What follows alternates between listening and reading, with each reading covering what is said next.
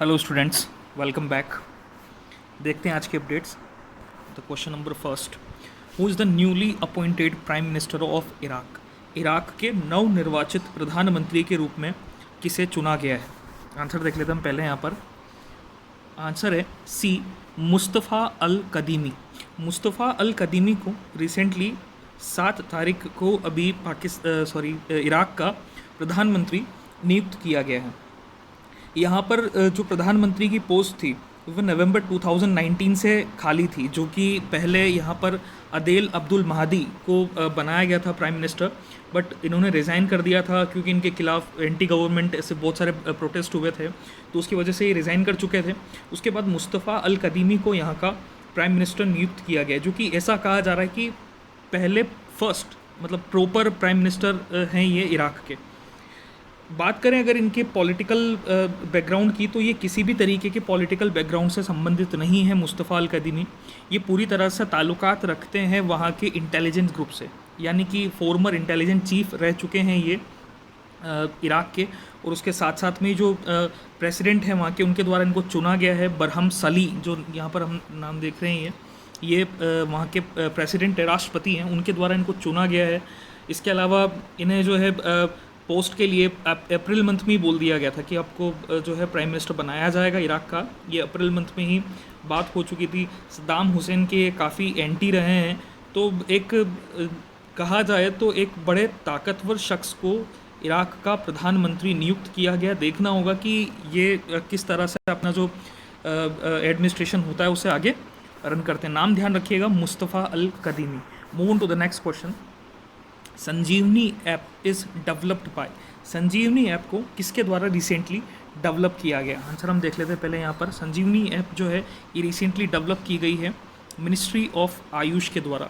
आयुष मंत्रालय के द्वारा संजीवनी ऐप को डेवलप किया गया, बनाया गया है। अभी रिसेंटली भारत सरकार के पास में कल 2-3 दिन से हम देख रहे थे कि कोविड-19 को हराने के लिए बहुत सारे वैक्सीन्स के ट्रायल्स जो हैं वो रन में हैं। 20 से ज़्यादा ट्रायल जो हैं उनको रन किया जा रहा है भारत के अंदर कोविड-19 से निपटने के लिए। तो उसमें मिनिस्ट्री ऑफ आयुष भी एक बहुत बड़ा रोल प्ले कर रहा है सामने। ऐसा क्यों प्ले किया जा रहा है कि बहुत सारे जो, जैसे कि यहाँ पर जो सबसे पहला नाम आ रहा है वो जैसे अश्वगंधा हो गया या लौंग इलायची वगैरह, इस तरीके की चीज़ें होंगी। तो हमने पहले भी देखा था कि काढ़े का या च्यवनप्राश के बारे में मिनिस्ट्री ऑफ आयुष ने सजेस्ट किया भी था कि हो सकता है ये आपकी इम्यूनिटी पावर जो हो उसको इंक्रीज़ कर दें। तो उनसे रिलेटेड ये यहाँ पर बात की गई है कि संजीवनी ऐप जो है ये भी इसीलिए डेवलप किया गया है, इसको भी मिनिस्ट्री ऑफ आयुष के द्वारा, ताकि लोगों तक ये अवेयरनेस पहुँचाई जा सके कि किस तरह से कौन कौन सी इंग्रेडिएंट्स हैं, कौन कौन सी ऐसी चीज़ें हैं जिनका कंजम्पशन या जिनको यूज़ करने से जो कोविड-19 का प्रकोप है उसको कई हद तक कम किया जा सके। अभी ऐसे भारत में इस तरीके के बहुत सारे क्लिनिकल ट्रायल चल रहे हैं, उनको भी आगे देखा जाएगा कि क्या क्या उनके रिस्पॉन्सेज निकल कर आते हैं। तो ध्यान रखिएगा, ये संजीवनी ऐप डेवलप की गई है मिनिस्ट्री ऑफ आयुष के द्वारा। यहाँ पर ये आयुष कहने नाम देखने में ए यहाँ पे जो डिनोट करता है दैट ए इज़ आयुर्वेदा, वाई जो हो गया ये योग होता है, यू का मतलब होता है यूनानी, और एस का मतलब होता है सिद्धा, और एच का मतलब होता है होम्योपैथी। तो ये पूरा एक आयुष, इन 5 चीज़ों से मिलकर ये आयुष बनाया जाता है। न्यूरोपैथी को भी इसमें शामिल किया जाता है। योग और न्यूरोपैथी वो एक ही तरीके का कंसेप्ट है थोड़ा सा, तो उनको भी यहाँ पर शामिल किया जाता है। तो ध्यान रखिएगा, संजीवनी ऐप जो है that is developed by ministry of AYUSH. Move on to the next question. AYUSH Kavach app is launched by. AYUSH Kavach नाम की ऐप जो है ये किसके द्वारा लॉन्च की गई है। हम पहले यहाँ पर आंसर देख लेते हैं। That is launched by UP. Uttar Pradesh की सरकार द्वारा एक रिसेंटली एक लॉन्च की गई ऐप जिसको नाम दिया गया आयुष कवच। इससे क्या होगा कि लोगों तक प्रेस्क्रिप्शंस पहुंचाएगी, लोगों तक हेल्प पहुंचाएगी कि किस तरह से वो अपने घरों में रहकर आयुर्वेद के माध्यम से या योग के माध्यम से या किसी भी प्रैक्टिकल तरीके से घर में रहकर अपना बचाव कर सकते हैं कोविड-19 के माध्यम से। तो उत्तर प्रदेश सरकार का ऐसा कहना है कि हम इसके द्वारा 50 लाख लोगों तक ये मदद जो है वो पहुंचाना चाहते हैं कि 50 लाख लोगों तक ये इनिशियल लेवल पे मदद चली जाए। तो वहाँ पर क्या है कि नाम दिया गया कबासुरू कुदीनीर। नाम ध्यान रखिएगा, एक कबासुरा कुदीनीर, कबासुरा कुदीनीर। अब कबा सुरा कुदीनीर का मतलब एक तरीके से क्या हो गया, एक तरीके से इसे समझिए कि आप ये भी एक तरीके का इंग्रेडिएंट ही है, काढ़े की तरह इसको इस्तेमाल किया जाता है। जनरली हम काढ़ा जो इस्तेमाल करते हैं वही ये कबासुरा कुदीनीर जो होता है, तो इसको भी रिकमेंड किया गया है ताकि ये हो सकता है कि जो रेस्पिरेटरी जो सिस्टम है लोगों के, उनको थोड़ा सा मजबूत करने का काम करेगा, श्वसन तंत्र को मजबूत करने का काम करेगा, ताकि जो कोल्ड फ्लू वगैरह इस तरीके की चीज़ें होती हैं उनसे थोड़ा सा बचा जा सके। जैसा कि हम जानते हैं कि जो है गौतम बुद्ध का एक दिन माना जाता है तो उसको देखते हुए भी यहाँ पर इनको काफ़ी ज़्यादा प्रमोट किया जा रहा है। वैसाख जो कहा जाता है जनरली, तो उस वैसाख के कंसेप्ट में भी ये इनकी बात की गई, जैसे क्लोव जिसको हम लौंग वगैरह कहते हैं, अजवाइन हो गया, जिंजर हो गया, ये सारे इंग्रेडिएंट्स हैं, इन सबको मिलाकर ये कबासुरा कुदीनीर को बनाया गया है। और इसको कहीं ना कहीं ऐसी इन सारी चीज़ों को, जैसे कि अगर हम बात करें अश्वगंधा की भी, तो उसको जो है मैच किया जा रहा है हाइड्रोक्सी क्लोरोक्वीन के साथ में। यानी कि जो इंग्रेडिएंट्स या जो सब्सटेंस या जो मेडिकेशंस हाइड्रोक्सी क्लोरोक्वीन के अंदर मिल रहे हैं, उसी तरीके के मेडिकेशंस जो हैं वो अश्वगंधा से भी मिल सकते हैं। तो ऐसा कहना है सरकार का कि इन सारी चीज़ों को इस्तेमाल करके, ये यूनानी जो दवाइयाँ इस तरीके की हैं या जो आयुर्वेदिक दवाइयाँ हैं, इन सब का इस्तेमाल करके कोविड-19 से बचा जा सकता है। Move on to the next question. Corona virus global response international pledging conference is hosted by. एक कॉन्फ्रेंस अभी रखी गई थी जिसको नाम दिया गया था corona virus global response international pledging conference. इसको किसने होस्ट किया है? यहाँ पर आंसर हम देख लेते हैं पहले। That is hosted bye European union. European union ने 40 से ज़्यादा अलग अलग देशों के साथ मिलकर, 40 से ज़्यादा अलग अलग देशों ने इसमें सहयोग किया है।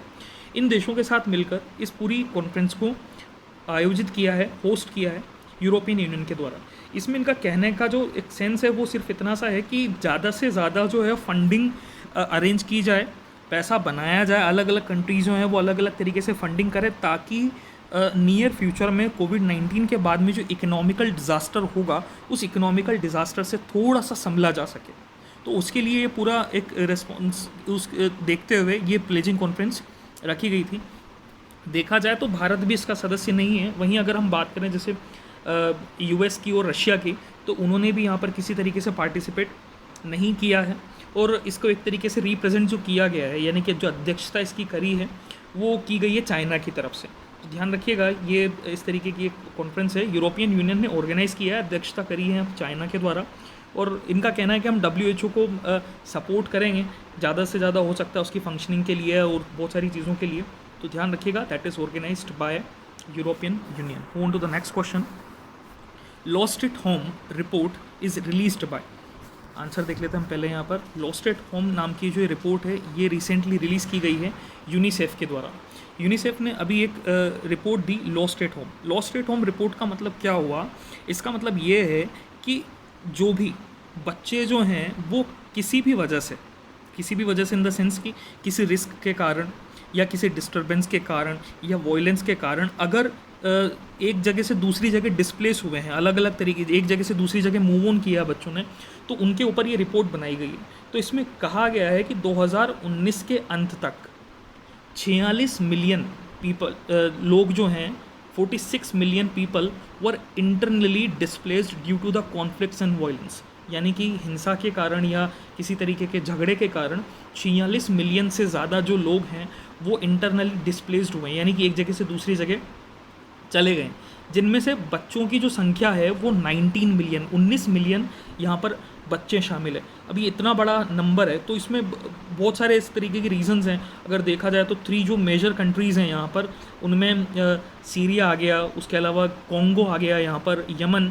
तो ये सीरिया, कॉन्गो और यमन जो है डेमोक्रेटिक रिपब्लिक ऑफ कॉन्गो जिसको कहते हैं, तो इन कंट्रीज़ में जो है सबसे ज़्यादा केसेस देखने को मिले हैं। तो ध्यान रखिएगा, ये थोड़ा सा एक बड़ा नंबर है।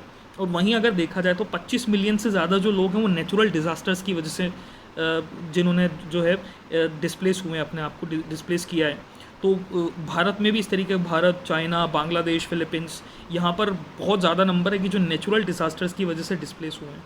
ठीक है, ध्यान रखिएगा, ये रिपोर्ट जो है रिसेंटली दी गई है UNICEF के द्वारा, यूनिसेफ के द्वारा।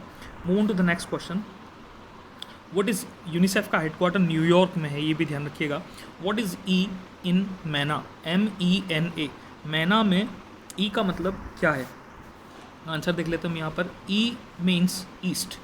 मैना, मैना क्या डिनोट करता है, ये अभी हम इसी के बारे में बात कर रहे थे, पिछला क्वेश्चन भी इसी से रिलेटेड था। Middle east and north Africa, इसको कहते हैं middle east and north Africa. तो ये पूरा एक ग्रुप बनाकर बोला जाता है, मैना इसको जनरली हम कहते हैं। तो ध्यान रखिएगा यहाँ पर ई का मतलब है east. Move on to the next question. Ri Son Gwon is the foreign minister of which country? Ri Son गुअन जो है ये किस देश के फॉरेन मिनिस्टर, विदेश मंत्री हैं? आंसर हम देख लेते हैं। ये विदेश मंत्री हैं नॉर्थ कोरिया के, उत्तरी कोरिया के, यानी कि किम जोंग उनका देश, उनके ये विदेश मंत्री कहे जाते हैं रिंग सोन गुअन। इनका नाम अभी सामने क्यों आया?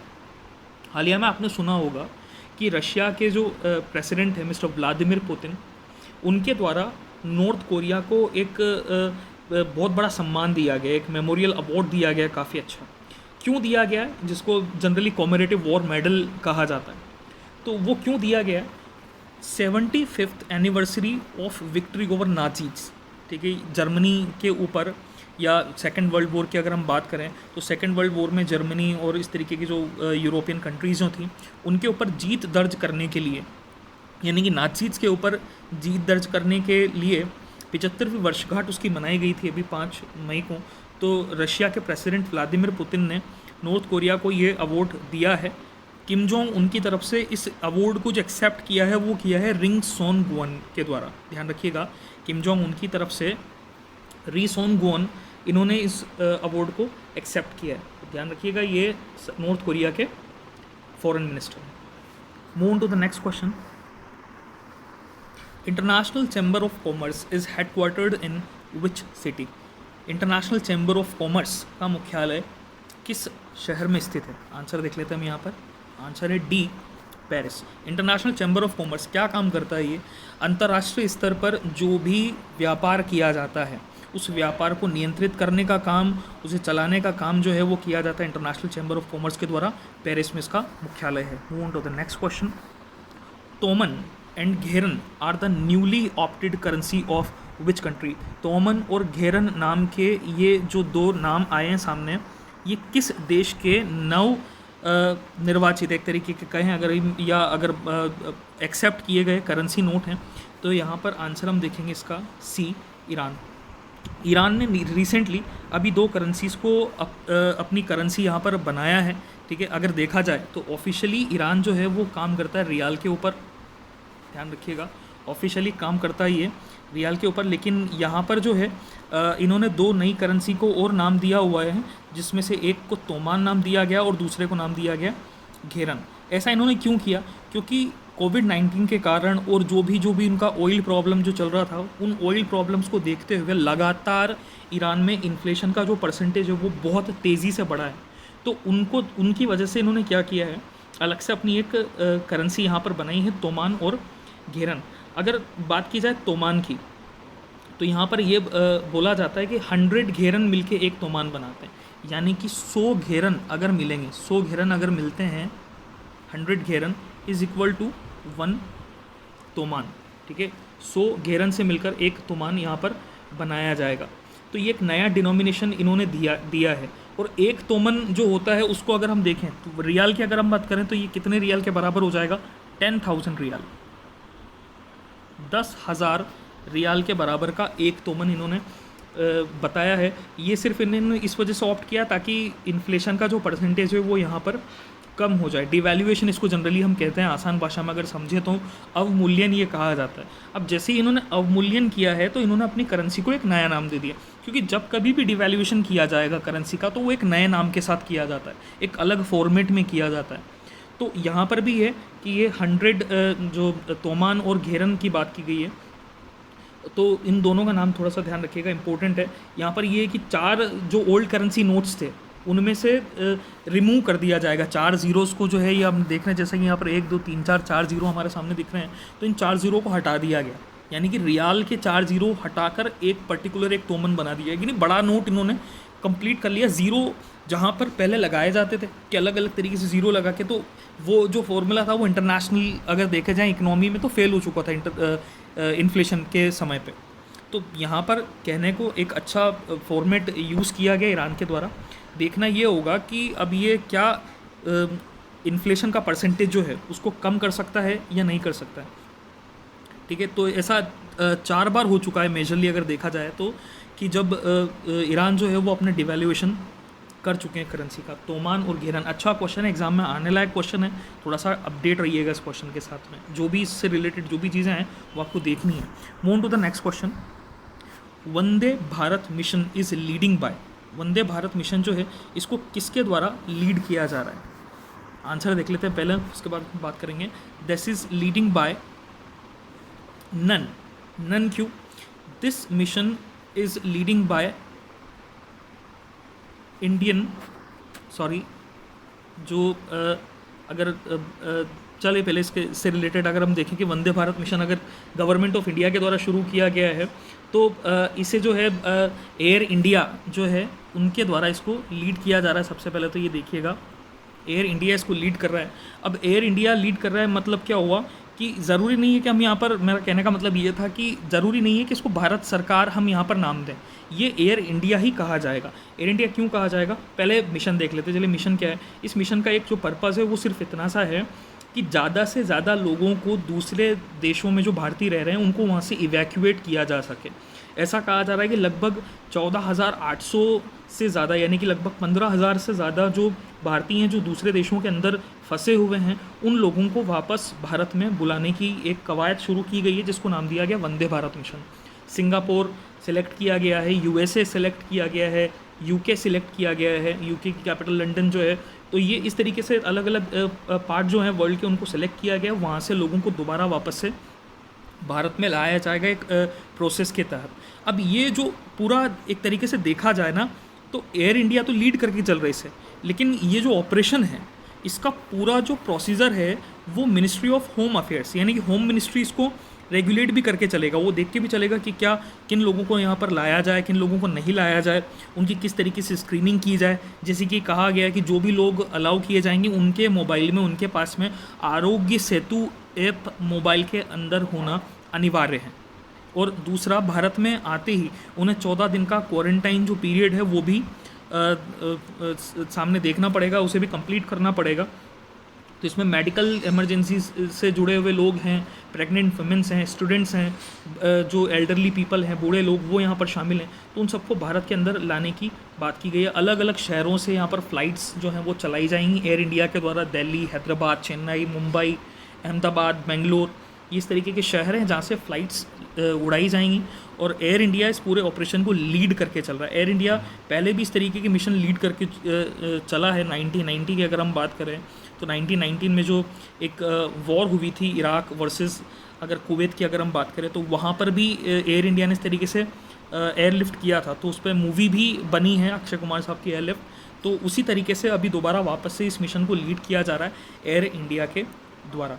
ठीक है, तो ध्यान रखिएगा, ये हमारे आज के 10 क्वेश्चन हैं, इनको थोड़ा सा ध्यान रखिएगा। जो भी इनसे रिलेटेड कोई भी आपका डाउट है you can ask it to me. और थोड़ा सा सेफ रहिए और कंट्री को सपोर्ट करके चलिए। We need it very so much, मतलब कहने का सेंस मेरा इतना सा है सिर्फ कि हम बहुत ज़्यादा ज़रूरत है अभी के समय में देश को मदद देने की, ना कि देश के खिलाफ जाने की। जैसे कि अगर हम बहुत सारे नेगेटिव केसेस देख रहे हैं भारत में कि मदद करने के बावजूद भी भारतीय सेना के ऊपर जो है वो पत्थर फेंके जा रहे हैं, बम फेंके जा रहे हैं, हमारे देश के सोल्जर्स को लगातार मारा जा रहा है। तो कितना ये गलत है। तो प्लीज़ इस तरीके से किसी भी व्यक्ति से, ऐसे व्यक्ति से हमें टच में नहीं रहना है जो देश के या देश के लोगों के खिलाफ बात कर रहा हूँ। जितना हो सके कंट्री को, देश के लोगों को, खुद को और इकनॉमी को सपोर्ट करके चलिए। जय हिंद, वंदे मातरम, इतना से ही कहना है। तब तक नेक्स्ट वीडियो में मिलेंगे हम जब भी बात करेंगे। तब तक के लिए बी सेफ।